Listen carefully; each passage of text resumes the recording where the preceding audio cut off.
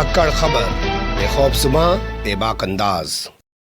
धाकड़ खबर के news room से मैं आपके साथ हूं अकरम रईस खान। कोर्ट संबंधित खबरों का ताजा बुलेटिन लेकर एक बार फिर से आपके सामने हाजिर हो गया हूं। आज के बुलेटिन में 10 अहम खबरें जिनसे आपको रूबरू कराने जा रहा हूं, लेकिन खबरों की शुरुआत करें उससे पहले आपको एक जानकारी दे देना चाहता हूं। आज के जुमेरात यानी कि बृहस्पतिवार यानी कि गुरुवार यानी कि थर्सडे और कल है फ्राइडे, हम लोग रहेंगे छुट्टी पर और परसों इंशाल्लाह सुबह शनिवार की सुबह या हफ्ते की सुबह या सैटरडे की सुबह आपसे मुलाकात होगी।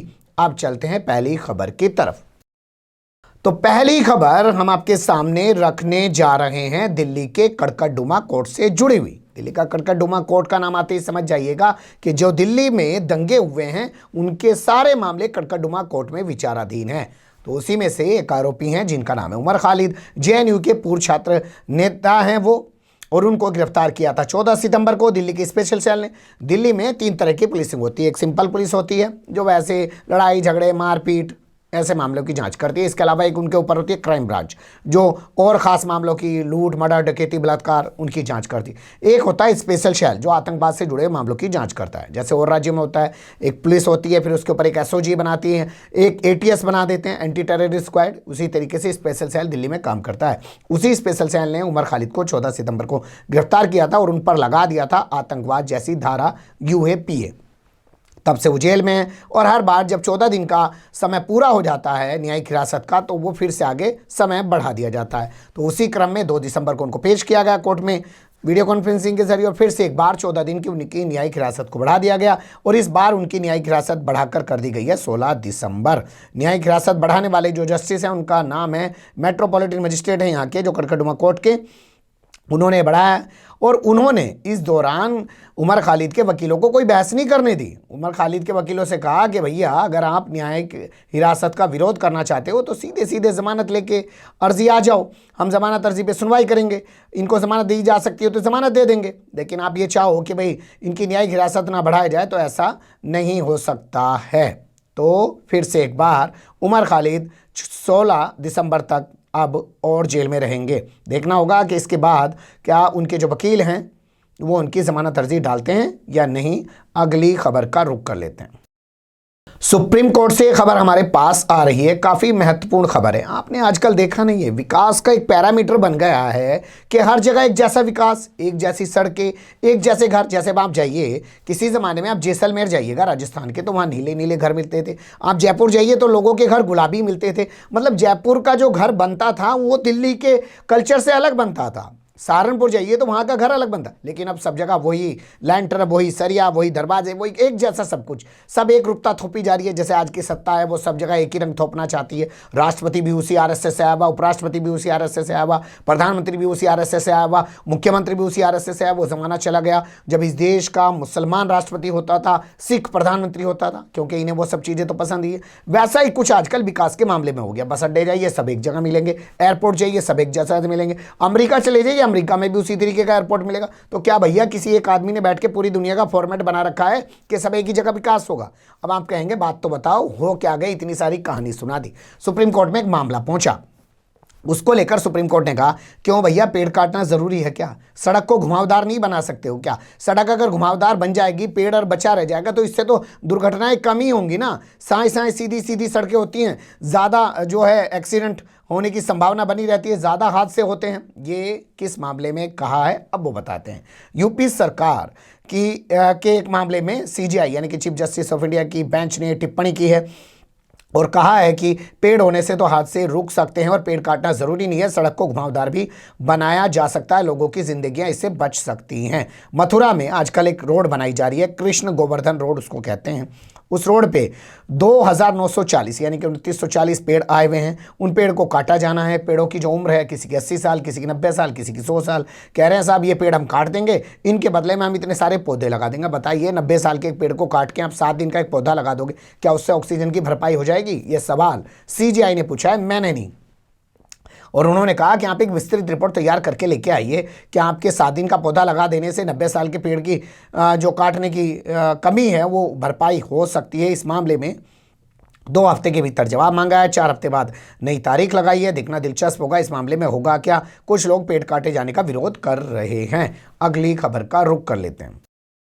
सेबी के खिलाफ कार्रवाई की मांग को लेकर सुप्रीम कोर्ट पहुंच गई हैं सहारा की दो कंपनियां। आप जानते होंगे सुब्रत राय सहारा, सहारा प्रणाम, आपने उनके टीवी चैनलों में देखा होगा, यहाँ पे ऐसे हाथ रख के सहारा प्रणाम वो करते हैं। लेकिन अब उनका जलवा चला गया। एक जमाना था सुब्रत राय सहारा, इस देश के राष्ट्रीय अध्यक्ष के साथ फोटो, उस देश के राष्ट्रीय अध्यक्ष के साथ फोटो, लेकिन अब उनकी बैंड बज चुकी है। उन्होंने भी सोचा कि भैया अब बुढ़ापे का टाइम है, अपना आराम से काट लो, वरना सरकार ने जेल में तो डाल ही रखा था, फिर उठा के जेल में डाल देगी। लेकिन अब थोड़ा वो अटैकिंग मोड में आ गए हैं। कैसे हैं थोड़ा देख लीजिए। सहारा ग्रुप्स की दो कंपनियां हैं, Sahara India real estate corporation limited और दूसरी है Sahara housing investment corporation limited. ये दोनों सुप्रीम कोर्ट पहुंच गई है। इन्होंने एक अर्जी दाखिल की है, यानी कि पिटीशन दाखिल की, और इन्होंने कहा साहब सेबी जो शेयर मार्केट का पूरा लेखा जोखा देखती है वो हमारे से 62,602 करोड़ रुपए हासिल करना चाहती है। ये पैसा वो हासिल जो करना चाह रही है वो तो सुप्रीम कोर्ट के आदेशों का उल्लंघन है। अब उल्लंघन किस आधार पे हमारे पास जानकारी नहीं है। भोंपू मीडिया के दलाल चाटुकार दंगाई पत्रकार है नहीं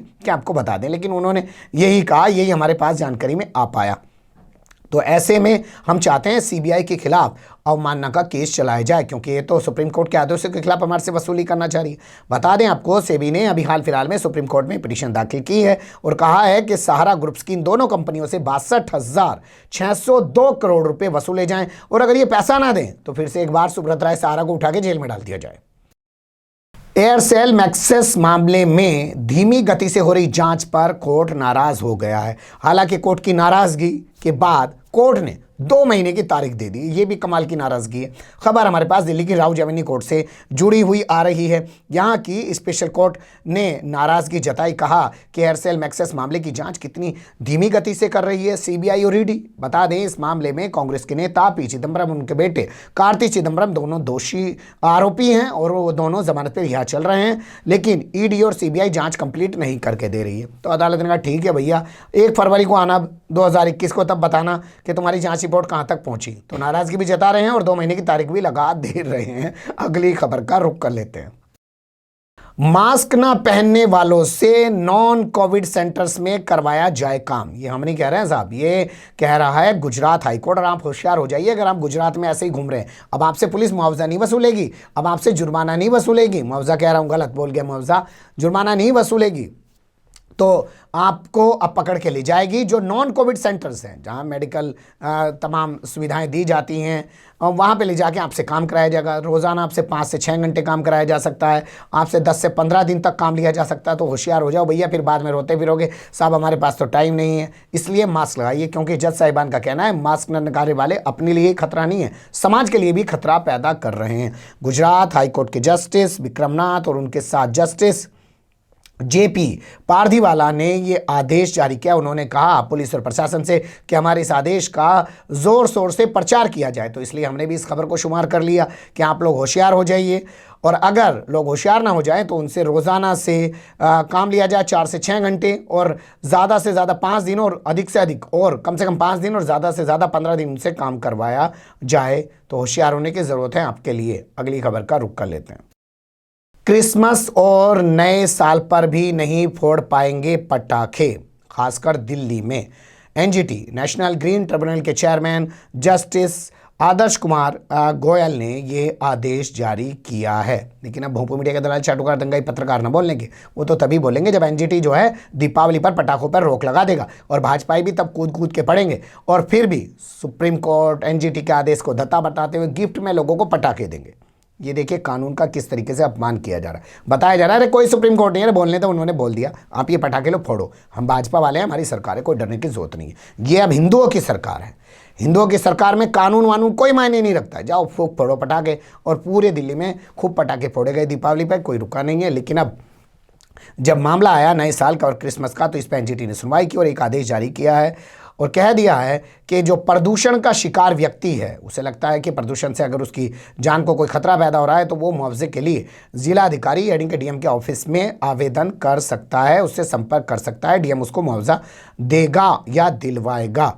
जहां पर एयर क्वालिटी इंडेक्स यानी कि AQI ठीक होगा, वहां पर 30 मिनट के करीब मतलब मामूली सा ठीक होगा, वहाँ पे 35 मिनट के करीब पटाखे फोड़े जा सकेंगे। और जहाँ पे मध्यम यानी कि मीडियम होगा AQI, वहाँ पे 2 घंटे तक पटाखे फोड़ने की इजाज़त दी जाती है। अब बताओ ये थानेदार कहाँ वो लेके घूमेगा कि हमारे इलाके में 2 घंटे तक फूट सके कि आधे घंटे तक फूट सके, ये सोचो जी। या DM कहाँ घूमेगा?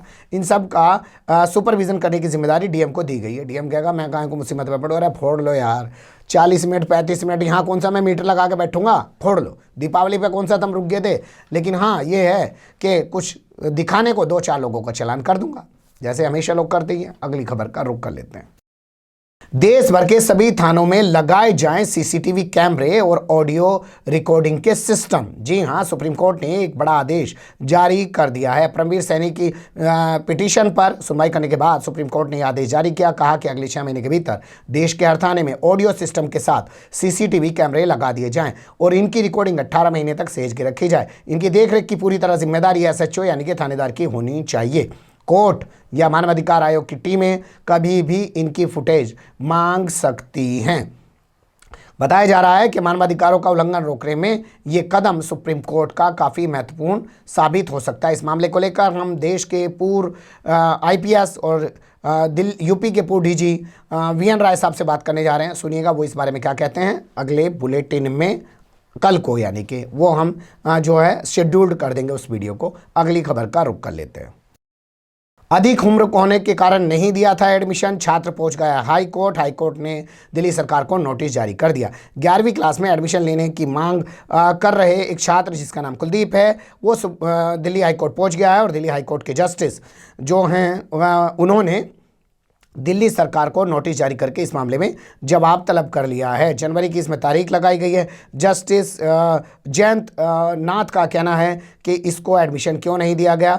बताया जा रहा है, इसके वकील का कहना है कि दस्तावेज में इसकी उम्र ज़्यादा है और जो ऑनलाइन पंजीकरण होता है वो ये कर नहीं पाया, इस आधार पर इसको एडमिशन नहीं दे रहे हैं। तो दिल्ली हाईकोर्ट ने नोटिस जारी करके 22 जनवरी को जवाब तलब कर लिया। देखेंगे अब इस मामले में होगा क्या। कुलदीप का क्या कहना है वो थोड़ा सा उसने देख लीजिए। एक इलाका पड़ता है समलखा स्थित, इंटर कॉलेज है, 11वीं क्लास का मैं ये एडमिशन लेना चाहता था, इसको नहीं दिया गया और उसी से नाराज़ होकर ये पहुंच गया हाईकोर्ट। हाईकोर्ट ने नोटिस जारी करके सरकार से जवाब तलब कर लिया। अगली खबर का रुख कर लेते हैं। एग्जाम देने के लिए हम आसिफ इकबाल तनहा को गेस्ट हाउस में रख सकते हैं, ये कहते हुए दिल्ली पुलिस ने अपनी रिपोर्ट दिल्ली हाई कोर्ट में दाखिल की है। बता दें, जामिया स्टूडेंट आसिफ इकबाल तनहा पिछले काफ़ी समय से जेल में बंद हैं। 4 दिसंबर से उनके एग्जाम शुरू होने। उन्होंने एक अर्जी लगाई है जमानत की और कहा है कि उनको जमानत पर रिहा कर दिया जाए क्योंकि वो अपना एग्जाम देना चाहते हैं। इस पर दिल्ली हाई कोर्ट ने दिल्ली पुलिस से जब रिपोर्ट तलब की तो अब दिल्ली पुलिस कोर्ट में पहुंची है, कह रही है कि हम इसको गेस्ट हाउस में रख देंगे, आप इसको जमानत पर रिहा मत कीजिए। इसके रिहा होने से ये सबूतों और गवाहों से छेड़छाड़ कर सकता है। अब देखना दिलचस्प होगा। आज 3 तारीख है, अब कल से एग्जाम है, क्या इसमें दिल्ली हाईकोर्ट फैसला सुनाता है। अभी तक हमारे पास कोई जानकारी नहीं है, जितनी थी उतनी रख दी। आगे फिर परसों आपसे मिलेंगे। अभी अगली खबर का रुख कर लेते हैं। पाकिस्तान के प्रधानमंत्री हैं इमरान खान, उनको उनके पद से हटाने की मांग को लेकर वहां के सुप्रीम कोर्ट में एक पिटीशन दाखिल की गई है। अब हमारे यहाँ तो किसी में हिम्मत है ना जी, ऐसी कोई पिटीशन दाखिल कर दे, और जो करते भी हैं उनकी पे सुनवाई कितनी हुआ है कितनी ना होती है आप भी जानते हो, पर फिर भी खबर थी तो आपके सामने रखना ज़रूरी है। सुप्रीम कोर्ट से बर्खास्त यानी कि टर्मिनेट किए गए एक जज साहिबा हैं जिनका नाम है जस्टिस काजी फैज़, उनकी पत्नी हैं, वो पहुंची हैं सुप्रीम कोर्ट। शरीना जहां उनका नाम है। उन्होंने कहा कि साहब ये जो इमरान खान हैं ये भ्रष्टाचार में आकंठ डूबे हुए हैं, इन्होंने बहुत पैसा बना लिया है, उसको छुपाया है, इनकम टैक्स नहीं देते, इनकम टैक्स भी इन्होंने चुराया है और अपनी पूरी आय की जानकारी नहीं दी। अपने 3 बच्चों के बारे में जो इन्होंने बताया कि उनकी आमदनी कितनी है वो उस वक्त की ये बता रहे हैं जब उनके बच्चे नाबालिग थे, अब तो बालिग हो गए हैं, तो ये जानकारियाँ छुपा रहे हैं, इसलिए इनको इनके पद से हटाया जाना ज़रूरी है। रही बात मेरे पति पर जो आरोप लगाए गए तो वो इनकी गोपनीयता का उल्लंघन करके आरोप लगाए गए और कहा गया कि लंदन में उनके नाम से प्रॉपर्टी है, ये भी झूठा प्रचार किया गया। इन सब आरोपों की भी जाँच हो और साथ ही जो उनके पति को लेकर तरह तरह की अफवाहें फैलाई जा रही हैं उन पर भी कोर्ट अंकुश लगाए। अब देखेंगे भाई सुप्रीम कोर्ट करेगा क्या इस पूरे मामले में, इमरान खान के से जुड़े हुए इस मामले में। बने रहेगा धाकड़ खबर के साथ। कमेंट्स के रूप में आप लोग अपनी राय दे सकते हैं, खबर को लाइक कर सकते हैं, चैनल को सब्सक्राइब कर सकते हैं, ज़्यादा से ज़्यादा हमारी खबरों को शेयर कर सकते हैं। फिर ऐसे ही किसी सुलगते हुए या उलझते मुद्दे लेकर मैं आपके सामने हूँगा हाजिर। फिलहाल अभी मुझे दें इजाज़त।